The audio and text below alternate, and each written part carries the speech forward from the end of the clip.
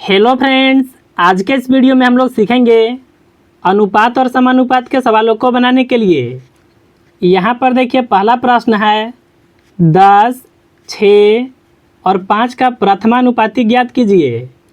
देखिए जब भी आपको प्रथमानुपाती निकालना होता है तो आपको देखिए सबसे पहले लिखना है A अनुपात B, इसके बाद लिखना है समानुपात में C अनुपात D।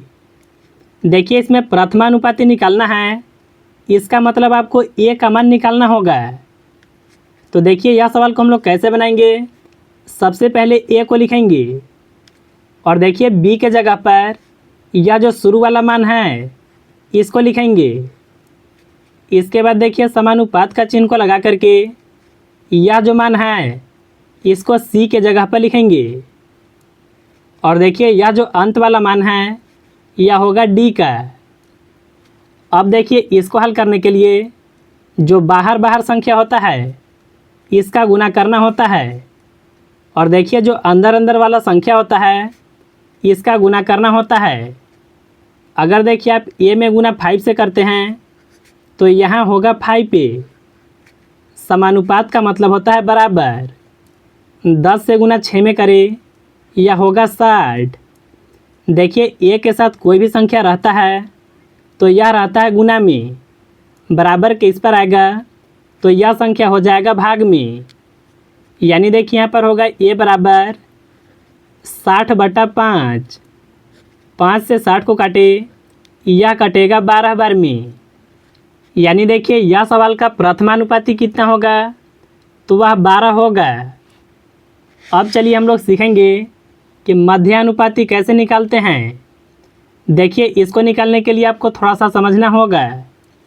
सबसे पहले आपको यहाँ पर लिखना है ए अनुपात बी। इसके बाद देखिए समानुपात में यहाँ पर आपको लिखना है बी अनुपात सी। देखिए अनुपात का मतलब बटा होता है ना, तो आप देखिए इसी चीज़ को इस तरह से लिख सकते हैं ए बटा बी। समानुपात का मतलब होता है बराबर। यहाँ पर देखिए बी अनुपात सी है ना, तो यहाँ लिख सकते हैं बी बटा सी। अब देखिए हम लोग तिरछा तिरछी गुना करेंगे, तो अगर देखिए ए में गुना सी से करें तो यहाँ पर होगा ए गुना सी। बी से गुना बी में करें तो यह होगा बी का स्क्वायर। मध्यानुपाती निकालना है ना, यानी आपको बी का मान निकालना होगा। इधर देखिए स्क्वायर है, बराबर किस पर आएगा तो रूट बन जाता है। यानी देखिए यहाँ से फार्मूला बनता है b बराबर रूट अंडर ए गुना सी।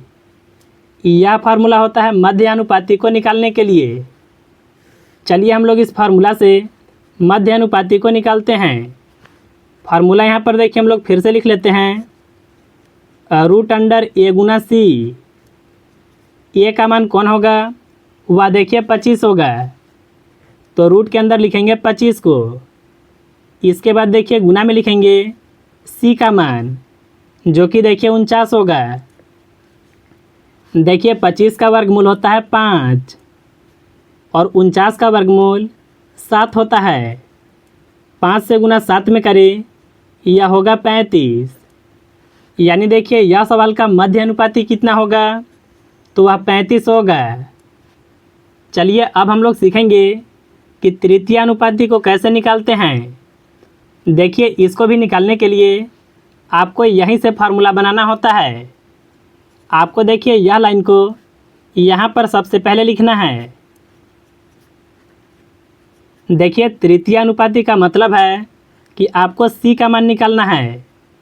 तो देखिए इधर ए गुना में है ना, बराबर किस पर आएगा, तो यह हो जाएगा भाग में। यानी सी बराबर बी स्क्वायर, इसके बटा में आ जाएगा ए। देखिए यह फार्मूला होता है तृतीय अनुपाती को निकालने के लिए। तो यहाँ पर देखिए बी स्क्वायर है, इसमें देखिए शुरू वाला मान ए होगा और जो बाद वाला मान है यह बी का मान होगा।